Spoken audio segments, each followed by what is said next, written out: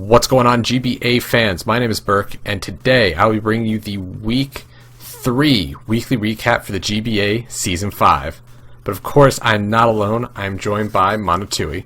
Hi everybody, my name is Monotooi. Good to be bringing you guys this weekly recap with Berk. Yeah, so this week, some of the battles were not as good as previous weeks. I do want to say before we start, it was the holidays, so some of the battles could have been influenced by that. You may not hear us be as critical just because most of the coaches do live in the United States. Most of the coaches do celebrate Thanksgiving. That kind of messed up the whole week. A lot of the battles were still very good, and we are just going to go straight into the first battle. That was the Atlanta Holuchas versus the Detroit Steelwings.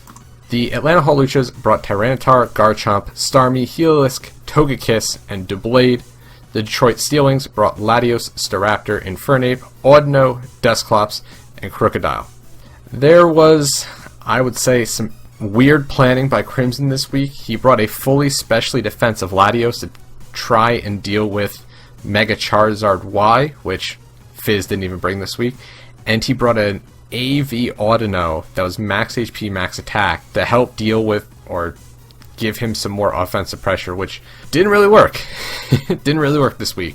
Fizz starts off the match pretty good. He has a lot of momentum with Baton Pass Togekiss, and he's able to first, using Baton Pass Togekiss, bring his Doublade in on Staraptor, and Fizz does what seemingly he does best, and that's Pursuit Trap things. So he gets in the Doublade and the Staraptor. Staraptor can't do anything to Doublade. It's his hard counter to it, and he just Pursuit Traps. It deals really big damage. And then next, in comes the Infernape to try to deal with the Doublade. He just goes straight for the Flare Blitz as Fizz switches out into his Tyranitar. Fizz does a very good job of scouting the Scarf by then switching into Togekiss. If he goes for close combat, then he knows he's not Scarfed. The Infernape switches out, then you know it's a Scarfed Infernape, and that's very good information for Fizzy. We get to a point where in comes the Garchomp. And we have an Audino in on Garchomp, and Audino goes for a Psychic, and it does like 12 damage. It's like, this is why Audino's not an offensive pressure. Base 60 attack, base 60 special attack, not going to be doing much. You need to set up Calm Minds for it to even remotely do damage. But Garchomp reveals a sub. And these subs are special because Garchomp is at the range of HP, or the base stat HP total, where it can set up subs with 51 HP. And this is important because 51 HP subs can't be broken by Seismic Toss or Nightshade. Crimson's way of dealing with Garchomp was Dusclops. Now Dusclops, again, is not an offensive pressure, so how is he going to deal damage to Garchomp? Well, he's going to use Seismic Toss or Nightshade. He goes for the Seismic Toss as Garchomp goes for the Swords Dance. Crimson realizes he can't break the sub, and now he's in a world of trouble because Garchomp at +2 is bad in and of itself. Well, he breaks the sub, Garchomp sets up, I think, another Swords Dance. The Dusclops reveals counter as Garchomp goes for another sub, and now Garchomp sitting behind its sub at +4, able to clean take out the Dusclops with an Earthquake. This isn't looking good for Crimson at all. He is able to break the sub with the Staraptor, but the Staraptor goes down. Garchomp, really big problem for Crimson. He has no good way to deal with it. Especially defensive Latios does kind of throw Fizzy for a loop. It's able to T-Way the Togekiss, and the Togekiss barely does any damage to the Latios. And then Thunderbolt almost takes out the Togekiss, and the Togekiss gets paralyzed the next turn. Latios does get Pursuit Trap, though, after the Tyranitar comes in. It gets the T-Wave off on the Tyranitar. It was a Scarftar. Tyranitar then eventually finishes off the Latios. It doesn't actually kill it in one pursuit. It kills it with the second pursuit. Crimson makes a little bit of a pushback. He brings in the physically defensive Crocodile. It's able to take down both the Tyranitar and the Togekiss, not before taking quite a bit of damage from the Dazzling Gleam from Togekiss. Heliolisk can come in, finish off the Crocodile with the Surf, Volt Switch out into the Garchomp, and that's pretty much game. Garchomp sets up the sub. Audino cannot break the sub for the life of it, dives into Earthquakes. He still has a sub up by the time the Infernape comes in. Inframe goes for the Mach Punch, breaks the sub, but the Garchomp just takes it down with an Earthquake. And that's really strong showing from Fizzy again. He knew Crimson's best way to deal with Garchomp was the Dusclops, so he brought a sub Garchomp that has enough HP investment such that the sub won't break. It was really good planning by Fizzy. Crimson bringing some really weird sets. Like, innovation is one thing. Physically offensive AV Audino is just, yeah, it's innovative, but it's not a good set. Yeah, I totally agree. There isn't really too much else to go over. Some advice I have is, if you're going to be running an offensive spread and offensive moves on a generally bulky Pokemon, make sure you do your calcs beforehand. Because even, did it have low kick for the T-Tar? Yeah. Yeah, a low kick to T-Tar is not going to knock it out, and T-Tar can hit it back very hard, especially because you're not bulky. It can 2 a KO with Stone Edge, or if he's running Superpower, hit it even harder. The Latios set, I can kind of understand it, but it ended up being kind of useless without Fizz bringing the Charizard, and it's dead stopped by 2 of the things on Fizz's team, being Tyranitar and Doublade, both of which take hits relatively well from it, and both of which can Pursuit Trap it. So I think you hit the nail right on the head. Fizz just completely outprepped Crimson this week. This was one of the matches that was just kind of like a clean sweep by the Garchomp. You know, it didn't get the 4-0 sweep, but it pretty much just ran through his entire team. Next up, we are going to be going over the match between the Boston Red Sox and the Long Island Reggie Rockies. The Red Sox coached by Super Blah. The Long Island Reggie Rockies coached by Nips, of course. So this was another pretty quick game, another sweep, and another person who was unable to break a sub with Seismic Toss, another person who was unprepared for a submon. As we saw, Manaphy was able to take down the Chansey.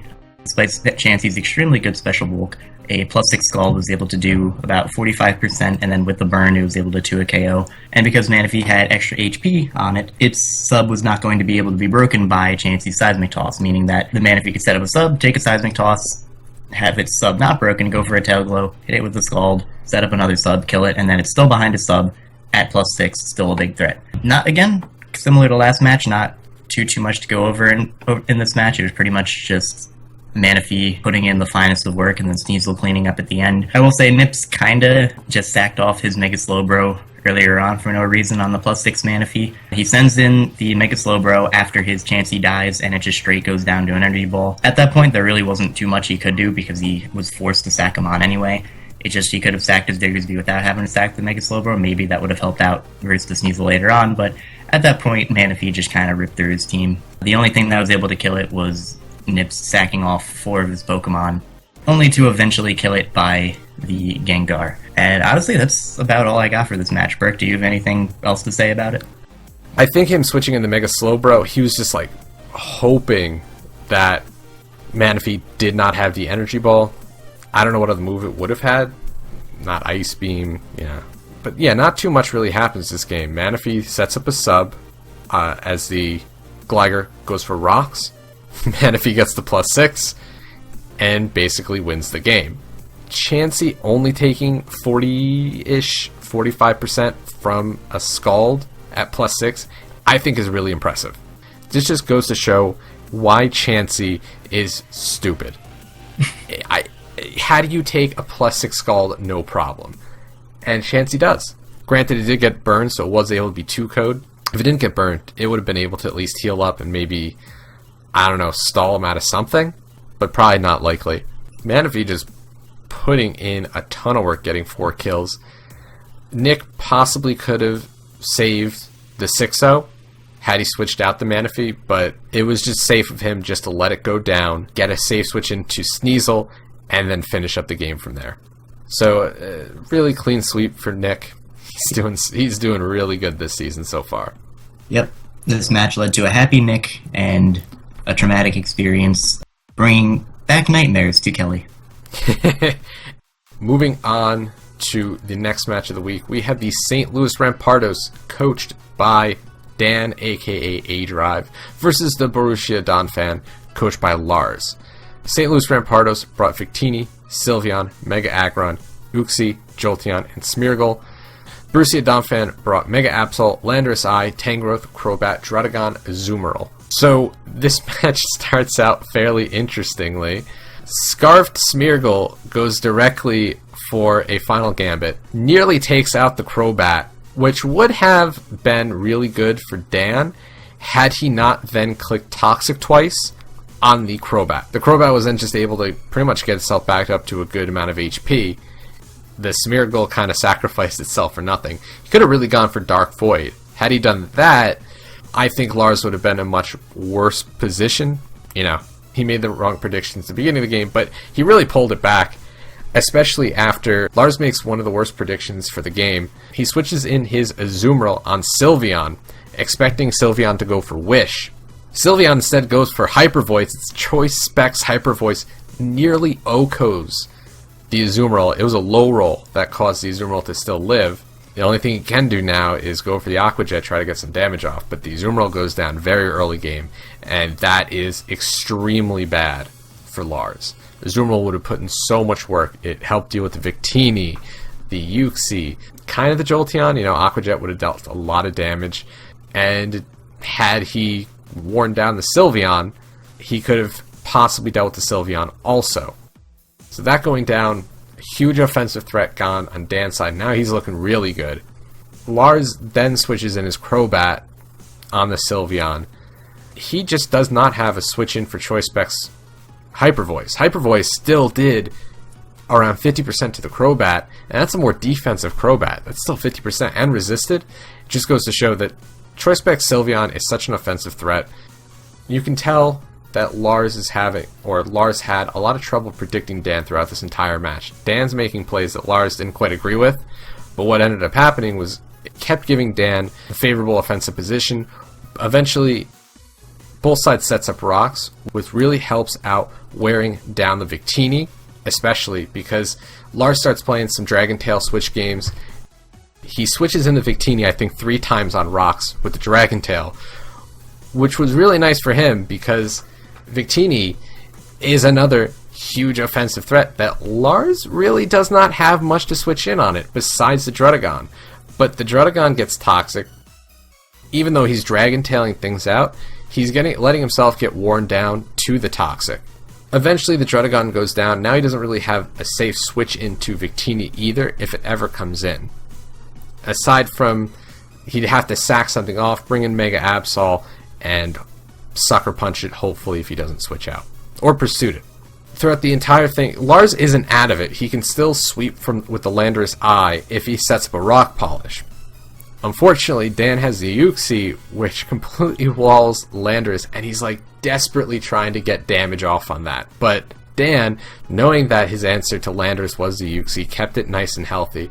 So it'd be very hard for Lars to sweep with the Landorus Eye. There was a little bit of hacks that might have mattered. Lars has his Mega Absol in on the Uxie, and he goes for the Fire Blast, predicting a switch out, and the Fire Blast misses. Now that was kind of important because the damage on the Uxie would have allowed Sludge Wave to take it down later. However, yeah, this is Pokemon. Sometimes hacks happens, but really I don't think that mattered in the long run, just maybe some differential. Then Dan reveals another really good set in Sub Jolteon, and that really throws Lars off guard because he goes for the Sucker Punch with Mega Absol, Dan goes for the Sub, and now Lars has to let his Mega Absol go down. Dan really kept up the momentum most of this match. Towards the end, Dan just will not let Uxie take unnecessary damage. He realizes that it is going to be very important for him. Towards the end of the match, Mega Aggron Toxics the Lando, which puts that on a timer, and he's not allowed to set up the Rock Polish that he wants to, and Scarf Victini comes in and is able to just kind of clean up the game. There might have been a way for Lars to at least kill off the Victini had he switched in his Tangrowth, let that go down, and then switch back in the Landorus, because the Victini might not have been Jolly. If it wasn't, then the Landorus would have outsped at that point, and he would have been at least able to take that down, bring it to a 2-0 instead of a 3-0, but that kind of stuff happens. So I just have a quick question. Because Landorus was a Rock Polish set, And near the very end of the game, Uxie did go for the U-turn on the Landorus after it took a sludge wave. Could the Landorus have swept the rest of Dan's team had it gone for a rock polish on the U-turn? I'm not sure. He had a Scarf Victini, which at +2 Landorus would have outsped. He had a Jolteon, which I believe still outspeeds even if the Jolteon was Scarfed, which it was not because it revealed Substitute. And then it would have definitely outsped the Uxie, so I think obviously Lars probably predicting the Ice Punch, just trying to kill the Uxie off and get some differential. I think if he went for the Rock Polish, he would have won that match. Well, the Uxie... Well, remember, the Uxie was able to take a Sludge Wave at that point. I know, but after you turned out, it would have switched back in, taken Stealth Rock's damage, and then get knocked out by the Sludge Wave. Yeah, so it might have. So maybe if Lars had went for the Rock Polish there, he might have been able to sweep, but hard to say. Other than that, I will point out the Super Fang from Crobat was very helpful onto the Mega Aggron. Would have been more helpful if Dan's Aggron did not carry Rest. That just added to the longevity of Mega Aggron. Like you said earlier, switching Azumarill in on a Sylveon was a very big mistake. Even if he was predicting the risk, you really can't risk letting your win condition get damaged like that, because Azumarill just hurts everything on his team. It has the ability, I believe, to two-shot everything. One-shot things like Victini can one-shot the Sylveon with Play Rough, do a large chunk of damage to Mega Aggron, etc. Even Banded Aqua Jet does a lot of damage to Jolteon, so like you said, that was probably the biggest turning point in the entire match. Lars kind of tried to pull it back later on with the Dragon Tails from Druddigon being able to get damage on the Victini, but unfortunately Victini was not phased in enough and was able to live on, I believe, 1 HP and able to clean up the Landers and the Tangrowth. I think Lars made really just one or two over predictions that cost him the match. One being the one at the end, and then, of course, the other one being switching Azumarill in on the Sylveon.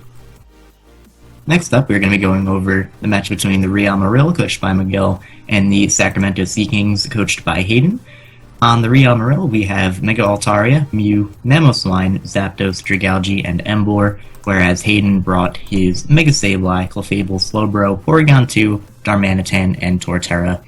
This was a matchup where Miguel brought a bunch of Wall Breakers, and Hayden brought a bunch of Walls, and a Darmanitan.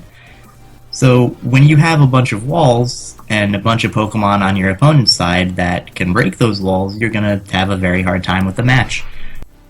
Miguel did get a little bit of hacks during the match. His Mega Altaria was able to get a Body Slam para on the Clefable, so that was relatively unfortunate. Afterwards, Miguel was able to set up a layer of Toxic Spikes, and Hayden does not have a way to remove them. His Sableye has not Mega Evolved, so he can't bounce it back. After his Sableye switches in, he's able to go out into his Emboar, Miguel that is. Miguel's able to go out into his Emboar, takes a knockoff, and then predicts the switch out into a Slowbro, and gets crit with a Wild Charge. So although that is a good prediction on Miguel's part, he unfortunately does get the crit, which means he does not have to predict on the next turn. He can just go for a Flare Blitz, which will hurt everything else on the team. His only resistance is Darmanitan, and that is not a switch-in whatsoever. Something else I want to point out, the Sacramento Sea Kings have no ground immunities. He has no switch-in to a Banded EQ from Mamoswine. The only thing that resists ground is Torterra, which obviously cannot switch in due to the 4x Ice weakness. The offensive Zapdos was excellent preparation on Miguel's part. It really can't be switched into by the Sableye. It's 2 KO'd by the HP Flying plus Thunderbolt after a little bit of prior damage. Plus, with the Toxic Spikes wearing everything down, his Wall Breakers have an easier time breaking down Hayden's core. During this match, Torterra did get a kill, so that's cool. Really, if there's a silver lining to this match for Hayden, that's that Torterra actually did something. Later on in the match, Miguel was able to poison everything on Hayden's team with the Toxic Spikes, so he could freely defog away the spikes on Hayden's side. That way he can get rid of the rocks on his side. The offensive Porygon 2 was actually pretty interesting. It was able to take out the Zapdos with an Ice Beam. After Miguel's Zapdos goes down to the Porygon 2, Mega Altaria was able to set up a bunch of Dragon Dances, roost off any damage it took, and then knock out the remaining 2 Pokemon on Hayden's team. So this match, I think Miguel just prepped much better. He knew he was playing a team with a lot of walls. What do you do when you have a lot of walls? You break them. So, Mega Altaria, Dragon Dance Sweeper, but sets up on all the walls because of its set, Roost, and Heel Bell. Mamoswine, Choice Banded Wall Breaker. Zapdos, Especially Offensive Wall Breaker. Emvor, Wall Breaker. He knew what he needed to bring to break through Hayden's team. Yeah, the crit and the Slowbro sucked for Hayden, but I don't think that would have changed the outcome of the match because Miguel knew what he needed to do to win. And that was, do not let Hayden get comfortable with his defense. Always keep him on the back foot, and that's exactly what he did. And once Torterra goes down, Mamoswine can come in freely, and what takes an Earthquake? Nothing. Clefable took like 70% from a Choice Banded Earthquake. That is not switching in at all. There's really not too much to say. There's like not too much to say about this match either. Really, Miguel just prepped better. He had the wall breakers needed to break down Hayden's team, and he used them very effectively. The next match is the San Francisco Giants, coached by Gio, versus the Pittsburgh Piratas, coached by Tup. The Giants brought Entei, Mega Pinsir, Hippowdon, Vaporeon, Amoonguss, and Ditto.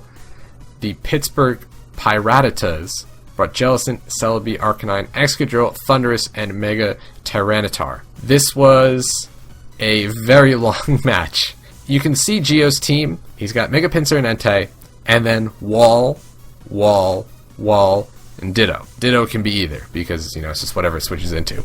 I do really like how Gio's using Ditto. He's using it to scout out movesets of his opponent. He was able to scout out the moveset of the Celebi and the Jellicent effectively, although at that point Jellicent had already revealed all its moves. When I looked at Gio's team, the first thing I saw, set up the Stealth Rocks.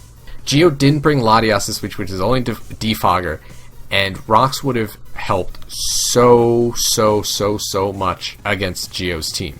But I think Tup waits until towards the end to set up the Rocks, which at that point, didn't help. His team was so broken down. This was very similar to the last match, Miguel versus Hayden, because Hayden has an extremely bulky team, and Gio has an extremely bulky team. But Tup didn't bring the wall breakers needed to break through Gio's team. Thundurus can't do anything to AV Amoonguss. I think Psychic does 35%, maybe. I mean, it's taken hits so well. Luckily, Tup is able to burn the Amoonguss, so there's some, residual damage, but AV Amoonguss is just able to keep switching in and out and in and out, and Tup doesn't have anything really to deal with it.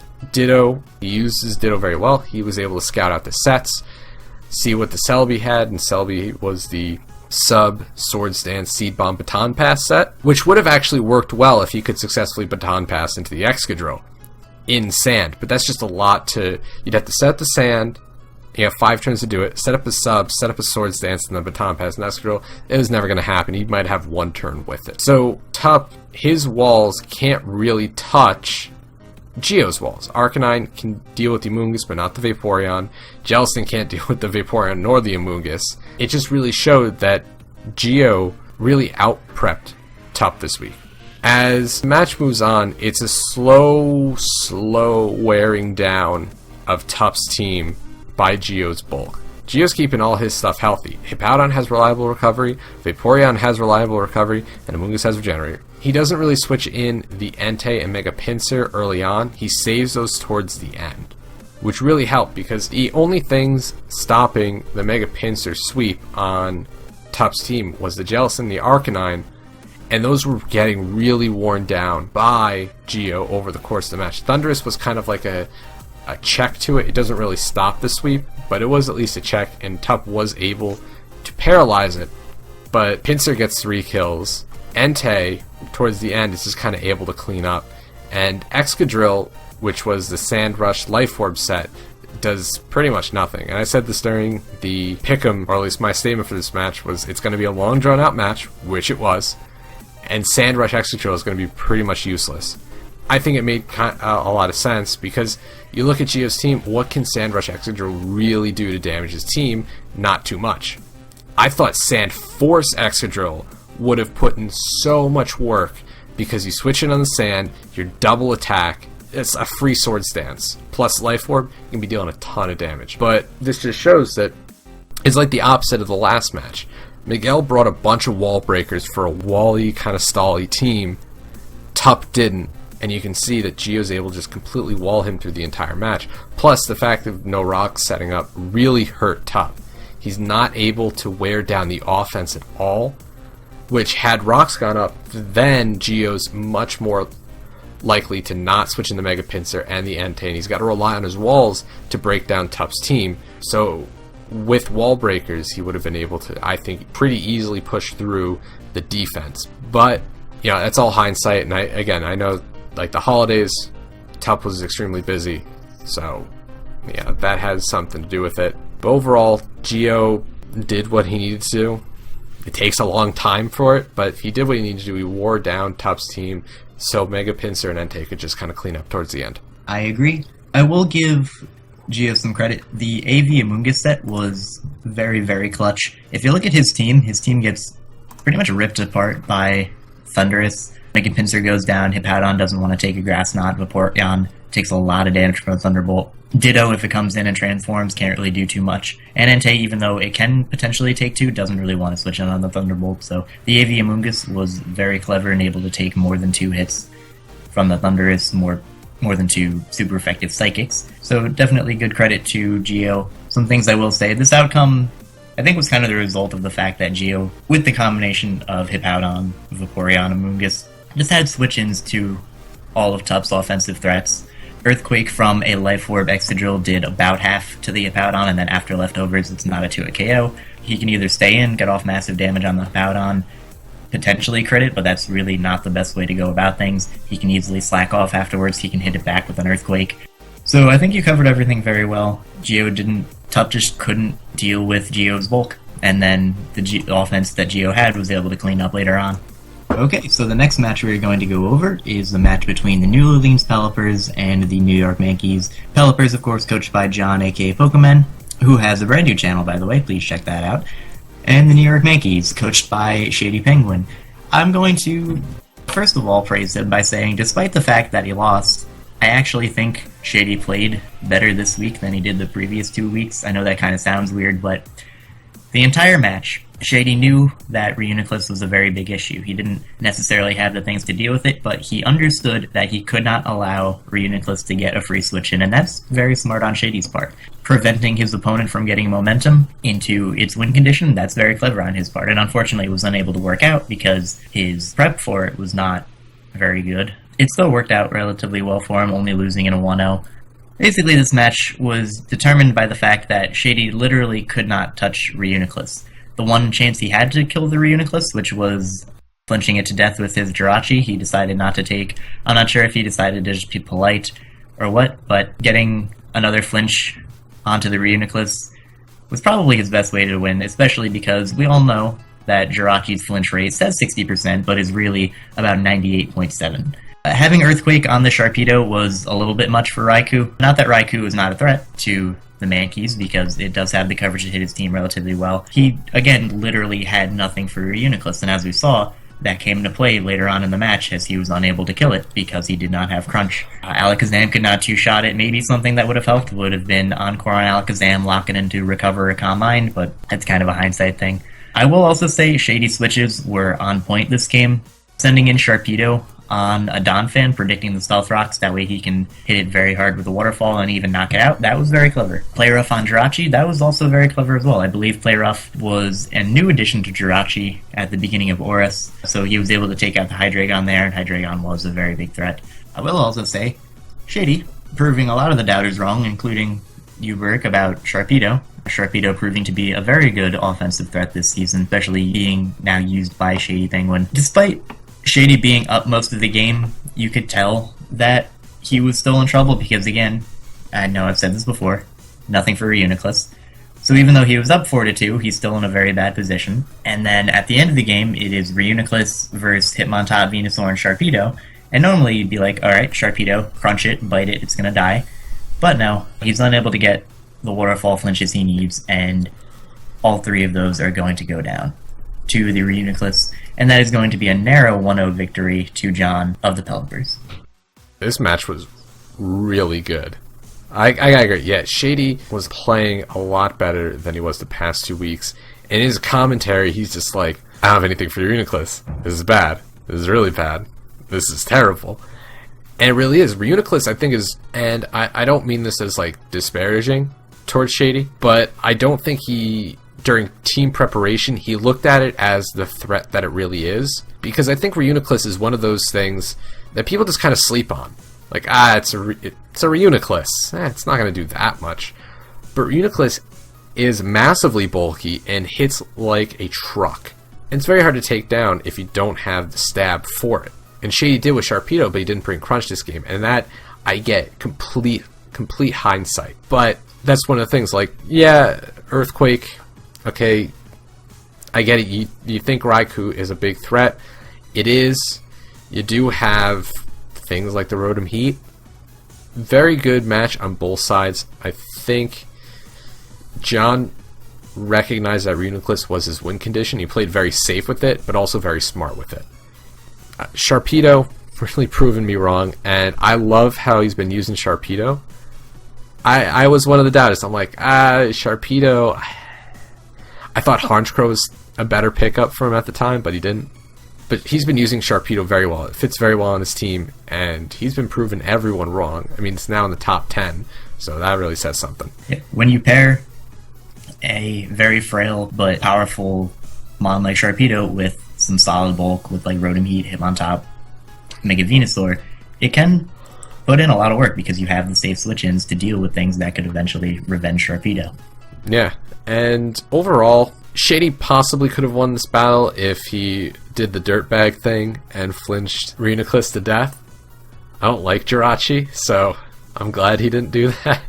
Even though that would have been the smart thing to do. It would have been the smart thing to do, to just kind of try to flinch it to death, because you have a better chance of flinching than not flinching.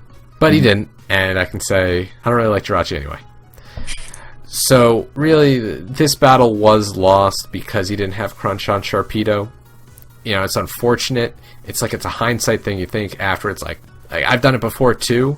You're planning for something, you don't think it's going to be that big of a threat, and then once you actually get to the battle, you're thinking, well, this pretty much ripped through my entire team. I should have brought something more for it.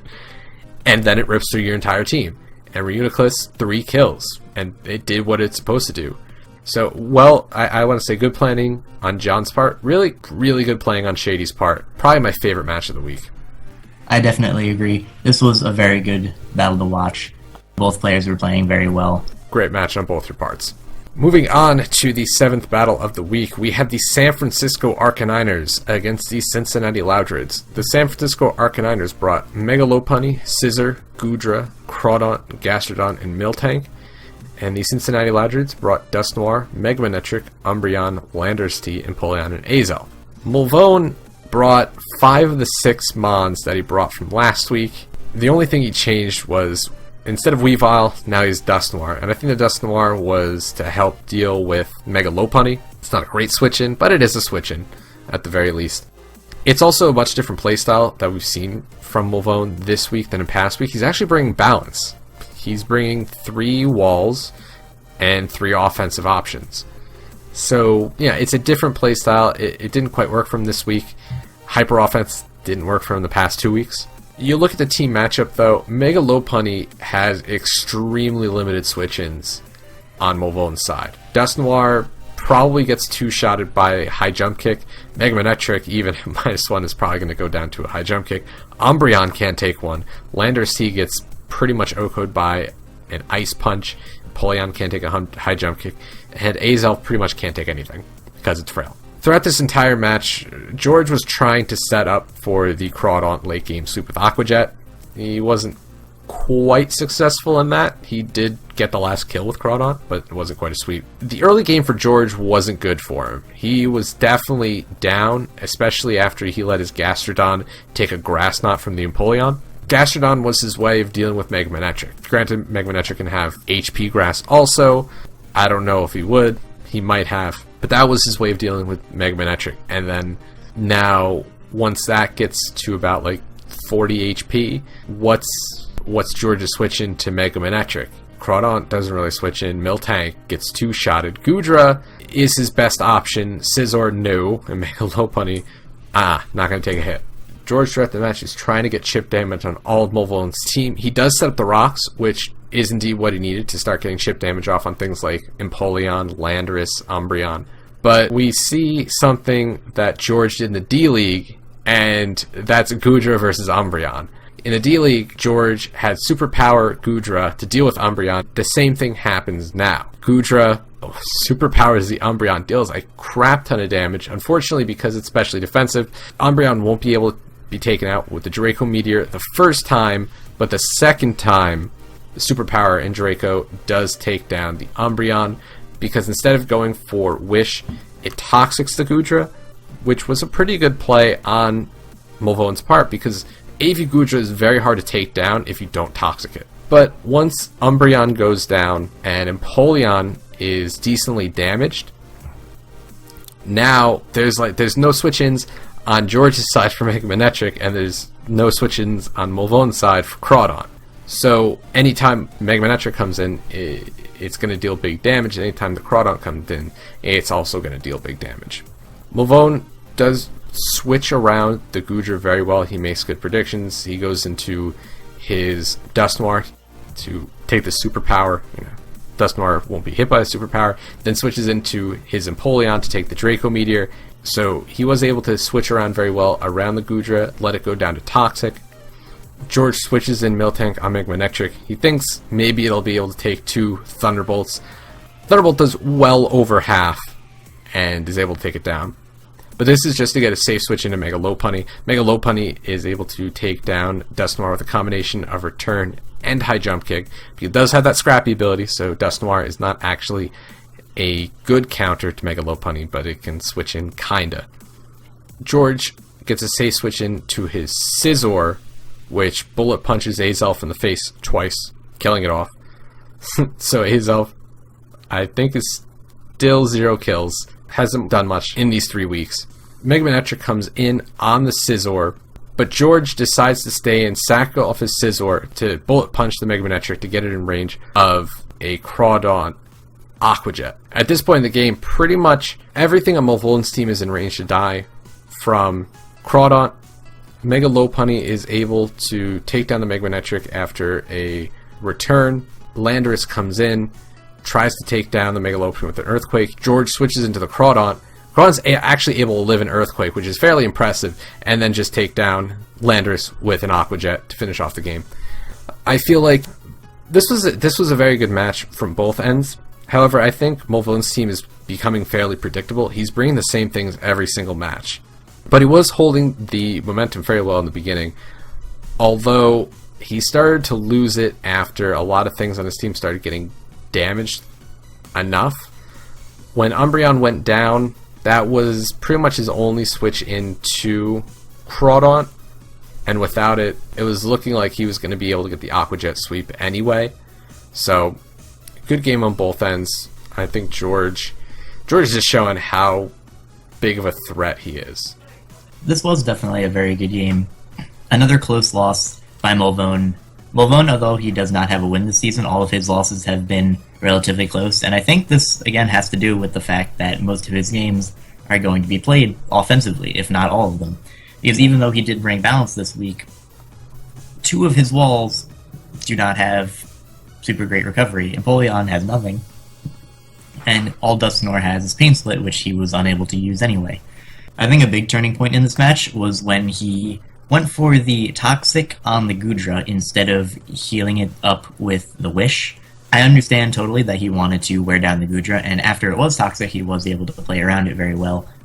But he really needed his Umbreon at full health. The Umbreon would have been able to take pretty much any hit other than a high jump kick from Lopunny, and then get a slow baton pass, keeping up Molvone's momentum.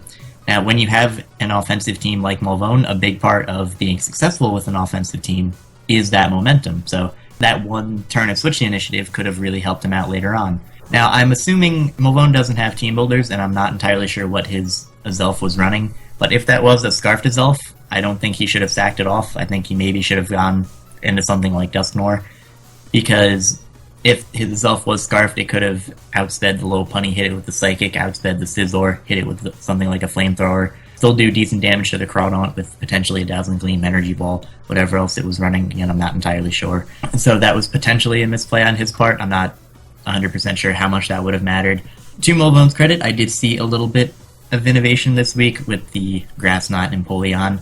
Generally, Molvone tends to bring very standard sets, which worked relatively well in the last season, has not gone super well this season.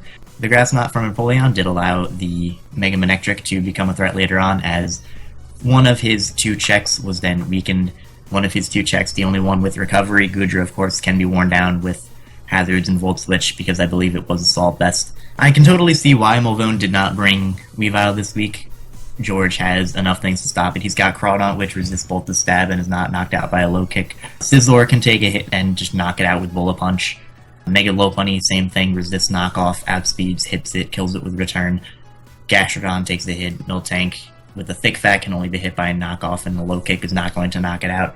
So I can totally understand why he didn't bring Weavile. But like you said, I think Molvone's team is just becoming a little bit too predictable. Everything on his team, other than arguably the Azelf, which hasn't done it really anything this season, you know exactly what it's going to do. Empoleon's going to be Rock, Fog, bulky. Dusknoir going to be bulky, maybe burn some things. Mega Manectric is a fast electric, a good fast electric, but a fast electric. Umbreon's just going to be fat. And then Landorus T has 2 sets that are commonly used. The Scarf set and the bulky set with U-Turn and Stealth Rocks can be used as a setup sweeper, Rock Polish, Swords Dance, but Molvone has not taken advantage of that yet. But you said we don't know what Azelf does. I mean, all it does is die, apparently. Yeah, I think Azelf has been killed more times than it's attacked. Shout out to that. It got a U-turn off last week. Yeah, great. Anyway, his team has just become very predictable, and George, even though his team looks like it would be good on paper, it's just a bunch of things that do 1 or 2 things relatively well, and when you're going up against good players like George, or the good players that he's going to have to face in the future, I think they're going to be able to get a hold of that and understand how they can beat that. Mm-hmm. Moving on, we have the most important game of the entire season, in my opinion at least, the Milwaukee Sawsbucks versus the Arizona Deoxys. A coach's position is on the line in this match, and thankfully for Gubbs, unfortunate for anyone hoping to take a spot, but thankfully for Gubbs, Gubbs wins 2-0 this week. Gubbs brought Escavalier, Thunderous T, Tentacruel, Talonflame, Gliscor, and Snorlax, while the Milwaukee Sawsbucks brought Rotom Wash, Conkeldurr, Haxorus, Mega Gardevoir, Chinchino, and Heatran. The first 2 turns of this match were absolutely beautiful. Rotom Wash tanking a Life Orb Thunderbolt from Thunderous T does under half, and then Steve being able to hit it back with a Hydro Pump, and then knocking it out with the Sucker Punch from Rotom Wash. I don't know why it was there. I don't really care. It was awesome. No one was expecting that. No, I was not. I was pleasantly surprised. A little later on, the Liquid Ooze Tentacruel was shown to be a relatively safe switch into the Conkeldurr. Does not have the best physical defense, but was able to take the resisted Drain Punch very well and force Conkeldurr to lose some of its own HP with the Liquid Ooze. The Tentacruel proved to be a little bit of an issue, as it knocked off the Rotom's Assault Vest, and then hitting it relatively hard with the Sludge Bomb, of course, without the Assault Vest, does not take it as well. Although the Discharge does do very good damage to the Tentacruel. After the Rotom Wash goes down a little bit later, Escavalier from Gubbs is in on the Chinchino. Escavalier tanks hits from the Chinchino, multiple hits, because Chinchino decides to slap it with its tail or throw rocks at it multiple times. And then the Chinchino is taken down with the Drill Run. It does not get flinched in this form of the battle, although Chinchino was the scumbag King's Rock set. After that happens, Steve brings in the Haxorus, and there's a DC. So, Berk, I'll let you go over what happened differently in the reconstructed battle up until this point. They try to recreate the match as best as they can, usually when a DC happens. When it's that early in the match, they're just going to try to recreate it. The only thing that's different was in the recreation, Rotom actually does not live the Sludge Bomb. It gets poisoned, goes down. The Gliscor would have taken it down, but what happens now is, if you watch Steve's side in the end of the match, he talks about how he needs to recreate the match. There's some weird moves going on, such as Chinchino going for HP Ice on Escavalier. That was just to try to get its HP back up to a point where it was close to the original match. Pretty much the only difference, Escavalier is a little bit lower HP, doesn't really matter, and they get back to the point where Haxorus is in on the Escavalier.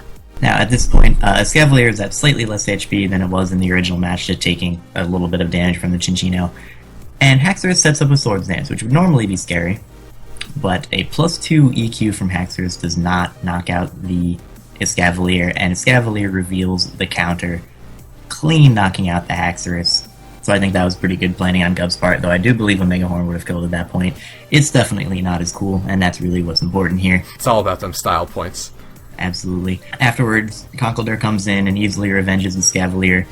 Scavalier being at a low amount of HP and being the slowest thing on the planet, not really going to be useful after that. Heatran was able to wall the Talonflame relatively easily because it was not running natural gift ground, which I was kind of expecting from Gubs, but it's totally fine. Afterwards, Heatran tries to set up the Stealth Rocks, but they get spun away by the Tentacruel, which is extremely important because Gubs still has that Talonflame. So after the Tentacruel goes down, he gets a free switch into Gliscor, which can just knock it out with the Earthquake, meaning that rocks are no longer going to be up on Gub's side of the field. They're not going to be able to get back up, and that is a very big weight off Gub's shoulders because, again, Talonflame's biggest weakness in life are a few pointy stones. So afterwards, Talonflame is able to take out the Gardevoir, but all is not lost because Steve has a Kolba Berry on his Conkeldurr, and this means that it'll be able to live a Brave Bird with enough HP to Drain Punch the Snorlax to death.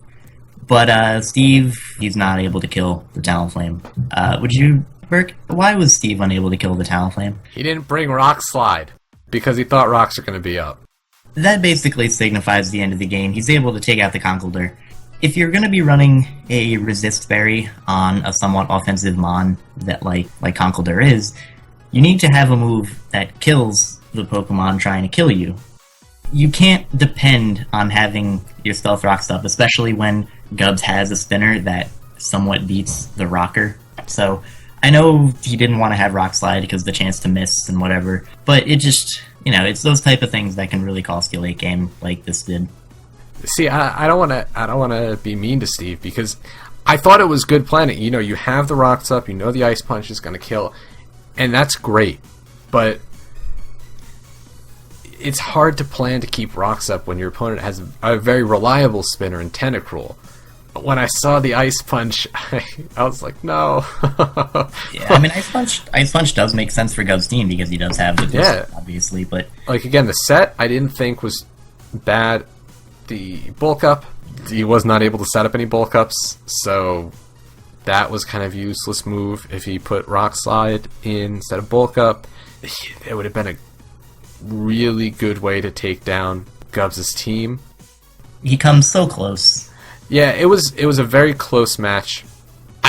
Steve, I know you're gonna listen to this and you're gonna say, you were running Ice Punch because you thought the rocks were gonna be up, but you need the Rock Slide on that, and it really cost the match because Gubs had done this battle live, and you look at Gubs' reaction, he's just like, yeah, I got this, wait. Conkeldurr might have the Bird Resist Berry. It has the Bird Resist Berry, and the look on his face, he thought he had lost, and then Conkeldurr goes for the Ice Punch, and he realized, he can tank the Ice Punch. So, this was another case where a slight misstep in planning cost someone the match. For Shady, it was the no crunch on the Sharpedo. For Steve, it's no Rock Slide on the Conkeldurr. I really like the Kowaberry Conkeldurr. I thought that was very good because he knew he was going to be in with Conkeldurr on the Talonflame. He knew that was going to happen, and he knew he could, if rocks were up, he knew he could take it down. And it was just so close. Granted, both coaches did make misplays. Gubs realized he should have saved the Gliscor instead of sacking it off to the Mega Gardevoir. And Steve realized he should have kept the Heatran instead of letting it go down to the Gliscor. If Steve had kept around his Heatran and then set up the rocks, then I think we'd be looking at a much different battle. And that's enough of harping on that. Because I thought this was a very good battle for both Gubs and Steve. I think they both played very well. Again, it's just that slight misstep in planning cost one coach the game. I entirely agree. And I think that's all we have to cover on that match. Yep. So moving on, we have the conference standings. In the Kanto Conference Red Division, at 3 wins, 0 losses with a +8 differential, we have the Atlanta Holuchas. In second place, we have the New York Yankees with 2 wins, 1 loss, and a +4 differential. Very, very close behind, we have the New Orleans Pelipers, 2 wins, 1 loss with a +3 differential. And trailing behind, we have the Detroit Steel Wings, 0 wins, 3 losses with a -9 differential. Crimson's starting to fall behind. He needs to start picking up wins, or he's just going to be left behind in the dust. Definitely, especially with the other 3 people ahead of you having a positive differential and still very much in the race for number 1. Red Division is shaping up to be very competitive. Absolutely. Next up, we have the Blue Division with the St. Louis Rampardos on top with 2 wins, 1 loss, and a +4 differential. And we have the Borussia Dawn fans, 2 wins, 1 loss, with a +2 differential. Then we have the San Francisco Giants, 1 win, 2 losses, and a -1 differential, getting his first win this week. And then we have the Pittsburgh Pirata Toodles with 1 win, 2 losses, and a -5 differential. Still very close here. Of course, Geo and Tup are both only 1 game behind Dan and Lars, so anybody could potentially come back and end up on top here. The Kanto Conference is very neck and neck right now. Very neck and neck. Granted, it is only 3 weeks in. So, moving on to the Johto Conference, in the Gold Division, sitting at the top is Nick and the Boston Red Sox. 3 wins, 0 losses, with a commanding +12 differential. In second place, we have the Long Island Reggie Rockies, 1 win, 2 losses with a -3 differential. In third, we have the Arizona Deoxys, 1 win, 2 losses with a -7 differential. And in last, we have Steve and the Milwaukee Sawsbucks, 0 wins, 3 losses, and a -11 differential.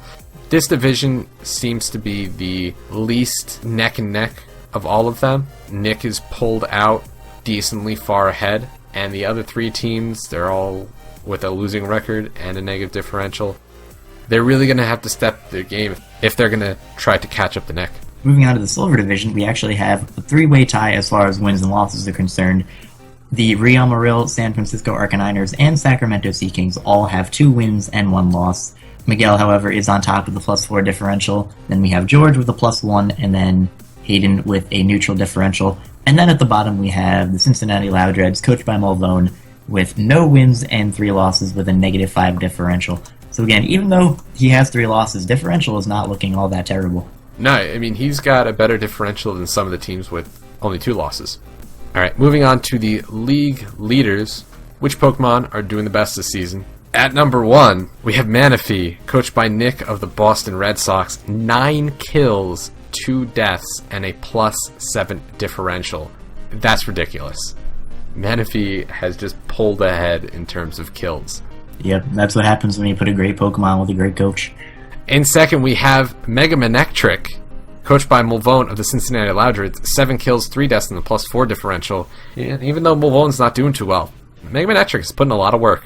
And at number 3, we have Mega Lopunny, coached by George of the San Francisco Arcaniners. 6 kills, 1 death, and a +5 differential. Last week, it should have been 4-1. I made a mistake. I'm sorry about that, George. Ooh. Mega Lopunny is now in its rightful place at number 3. Then moving on to number 4, we have Entei of the San Francisco Giants, coached by Gio, 6 kills and 2 deaths. Tied for number 4, we have Garchomp, coached by Fizz on the Atlanta Holuchas, also with 6 kills and 2 deaths, +4 differential. Then moving on to number 6, we have Feraligatr, coached by Nips. Didn't get any action this week, but it still remains in the top 10 just because of its previous 5-0 sweep to the Arizona Deoxys, 5-0. +5 differential. Then we have another water type, Sharpedo, coached by Shady Penguin of the New York Yankees. 5 kills and 1 death. It's the only death coming in this week. At the bottom we have a 3-way tie for 8th place of Mega Absol, Mega Pinsir, and Mamoswine, all with 4 kills and 1 death and a +3 differential. This is finally the first week in which we have a distinct top 10. The next Mon is Raikou with 4 kills and 2 deaths, so we actually have a distinct top 10.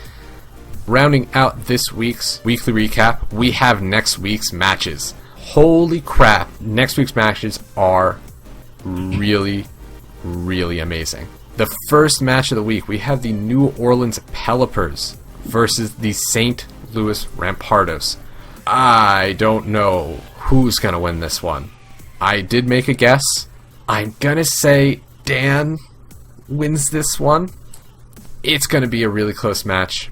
I say Dan's going to win this because, aside from week 1, he's been pretty dominant in his matches. At least in my opinion, he's probably one of, if not the best planner in the league. The sets he comes up with is great. He's got a much stronger team now. And I think John's going to have a lot of problems dealing with some things like... I think John's going to have some problems dealing with a lot of Dan's offense, like Victini, Sylveon, Jolteon, Heracross. Like, he's got a lot of this really strong offense. I think John's going to have a lot of trouble finding ways around it. I don't know if Smeagol is going to put in any work. Maybe another Choice Scarf with Final Gambit. That was really funny to watch. But granted, John has some really strong options as well. Mega Scizor, I think, is going to do a really good job for John this week. But we'll see. I am going to... I'm very hesitant, but I'm going to give it to Dan this week. I think he can take it over John. Alright, very similarly, I think this is going to be a very close, tough match. I'm going to lean a little bit in John's favor, just because Raikou is a pretty big issue. The wall breakers he has, such as Salk, can hit Mega Aggron extremely hard, and even Uxie with a banded knockoff to a KOs. Although I do think it's going to be very close, I think John's offense is going to be able to overcome Dan to the point where it may lead to a narrow victory. This is one of the matches to look out for, though. Absolutely. There are many this week, including the next one, which is between the Atlanta Haluchas and the Borussia Donphan. This one is extremely tough for me. The Atlanta Halucha have been on fire lately, but Lars is coming in off of a loss and is going to want to regain the winning feelings of his first 2 weeks. So I am going to give this, again, a narrow, very narrow victory to the Borussia Donphan, based off of the fact that Lars' offense kind of puts a hurting on Fizz. Lando Eye, very hard to switch into, can knock out the Tyranitar and Mega Charizard both in one hit, something very difficult to do. Deals with a Doublade, has Psychic for the Weezing, kind of dumps on him. And Lars, I think, is not going to make the same mistake again, letting his win conditions get weakened. It's going to be... This is like another match to look out for. But I'm on board the Fizz train this week. I've doubted Fizzy in the past. I don't doubt him now. His planning is just... It's on point. And Lars did lose last week, which might shake up his confidence a little bit. And I think Fizz... Yeah, you said, what switches into Lando I? And you say, what really switches into Mega Charizard Y? Yeah, I mean, like, they both have these really strong offensive options that neither can really switch into very well. Fizz did pick up, and you'll hear about this in the next transaction video. Fizz did pick up a new hazard. He picked up Leavanny. Maybe we'll see some sticky web action this week, who knows? All I can say is both of them have just this really crazy offense that both of them are going to have trouble switching into, but I think Fizz has really proven to me that he is one of, if not the top competitor this season. I think he's going to take it. Close, but I think he's going to take it. The next match is the New York Yankees, coached by Shady, versus the San Francisco Giants, coached by Gio. This match, to me, is a little bit easier to call. I feel like Shady's going to be able to take this one. He's got that really strong Fire, Water, Grass core. I think it's better than Gio's Fire, Water, Grass core, just to be honest. Gio's offensive threats are just kind of shut down by Shady's Fire, Water, Grass core, plus Rhyperior. I think if Shady doesn't make any planning missteps like he did this week, I think he's going to be able to take it against Gio. Granted, Mega Pinsir, always a problem, but I think Shady can find a way to deal with it. I'm going to agree with you on this one. Rhyperior is one of, 3 things total that can switch into the Mega Pinsir, and as long as he's able to keep that healthy, I think he can keep Gio at bay. It does stop the Entei as well, unless it's running HP Grass, or if he's a man and runs Power Urge Solar Beam. Either or is fine. So yeah, I'm going to give this one to Shady. Also, rocks. Set them up. Next up, we have the Battle of the Bottom. Detroit Steel Wings versus the Pittsburgh Piratas. Well, not the bottom this season, but obviously last season. These were the bottom two teams in the division, and now they are facing off. This one I'm going to give to the Piratas. Once again, just based off their offense versus the Steel Wings defense, there isn't really too much that I feel Crimson can do. And the way Crimson has kind of faltered in his prep the last couple weeks, so unless he pulls up from that, I think he's going to have a few issues this week.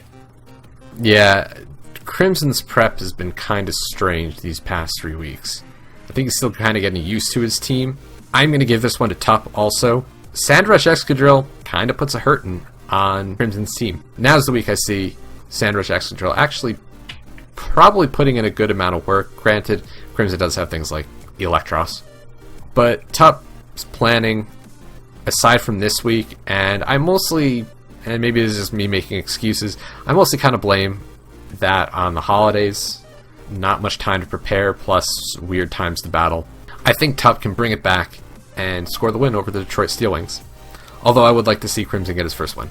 Next up, we have the Arizona Deoxys, coached by Gubbs, versus the Real Maril, coached by Miguel. This is another battle I think it's a little bit easier for me to call. I think Miguel's going to take this one. Miguel really pulled himself back after losing to George. He realized his mistakes in planning, and he just absolutely corrected it this week, scoring a really commanding 4-0 win. And Gubbs, to me, is still kind of shaking off the rust. He almost choked away this battle. In terms of who's just been playing and planning better, that's Miguel. Granted, Miguel is going to have to find some way to deal with a lot of Gubbs' offense. Mega Alakazam plus Talonflame is definitely a hard thing to deal with, but I think, based on these past few weeks, I think Miguel's going to take it. Probably, it'll be kind of close, but I think it'll be around like a 2 or 3-0. I 100% agree. Miguel has been on his game while Gubbs really has not. While I do think Gubbs is going to come back fighting, I think Miguel is just a little bit too strong at the moment. Gubbs definitely could pull a few surprises and pull out a victory. I believe this is the rematch of Miguel's only loss in Season 3 before it collapsed, where Gubbs, I believe, took a 4 or 5-0 victory over Miguel. Yeah, maybe Miguel really wants that revenge from Season 3. Absolutely, so I am giving this one to Miguel of the Real Maril. Next up, we are going to be covering the Long Island Rockies versus the Sacramento Sea Kings. This is also, it's actually kind of a close one for me. Aiden's team is easily torn apart by wall breakers, but when you look at Nips's team, there really isn't too much that would you consider an immediate wall breaker. I guess, well, he does have the Diggersby, which definitely can put in a lot of work, but as long as the Sea Kings play around that, he can kind of deal with it well. Slowbro can take a hit it with a Scald, Rillaboom with a Mach Punch, Darmanitan if it's Scarfed out speeds, Sableye can take a hit, burn it, etc. So if Nips is able to wear down Hayden's team enough to the point where something like Diggersby can sweep, then I definitely think that Nips can win, but I'm honestly kind of undecided on this one. How about you? Well, the one thing I will say is Gengar kind of poops all over the core of Clefable, Slowbro, and Mega Sableye. Life Orb Wall Breaker, Sludge Bomb for the Clefable, Shadow Ball for the Slowbro, Dazzling Gleam for the Mega Sableye. The only thing that really tanks it well is Porygon 2. I say only. Porygon 2 is a crazy good wall. I am going to give it to the Sacramento Sea Kings and Hayden. Last week, Hayden, he takes home the 4-0 loss. He takes home his first loss. But we'll see if he can correct his mistakes from this week. He's going to have to bring a little bit more offense for Nips' team. But his play style is he brings like 3 or 4 walls and 2 sweepers. And it's worked well from the first 2 weeks. It might work well for him this week again. But it's all going to depend on how both of them plan. But I am going to give this to the Sea Kings. I think it's going to be a close match. I think he'll be able to take it. Nips, did suffer an even bigger loss this week. So we'll see how both of them turn around. Now we have another really hard match to call. We have the Milwaukee Sawsbucks, coached by Steve, versus the Cincinnati Loudreds, coached by Mulvone. Battle of the 0-3s. I do not know who to root for. Yeah, I'm not even looking at the team. Steve, you're gonna win. Uh, Steve, I voted for you last week. You let me down. I'm voting for you again. You gotta take this win. I'm sorry, Mulvone. I'm voting for Steve. I think if Steve just doesn't play too risky like he's prone to, I think he can take this one. He has the better team. He's got the better team matchup. Mulvone has limited switch-ins. Steve has plenty of switch-ins for his offense. You got this, Steve. Get your first win this week. I stand by my original statement. Alright, that being said, we move on to the final match. This is going to be a very, very interesting match. Veteran Nick versus newcomer George. Purely off of momentum and purely off of how dominating Nick has been, I'm going to give this one to Nick. Manaphy has been proven to be a huge, huge asset. George's team is slow. Nick's team is fat as hell. I'm giving this one to Nick, just because he, like I said earlier, has just been dominating, and I don't see him stopping now.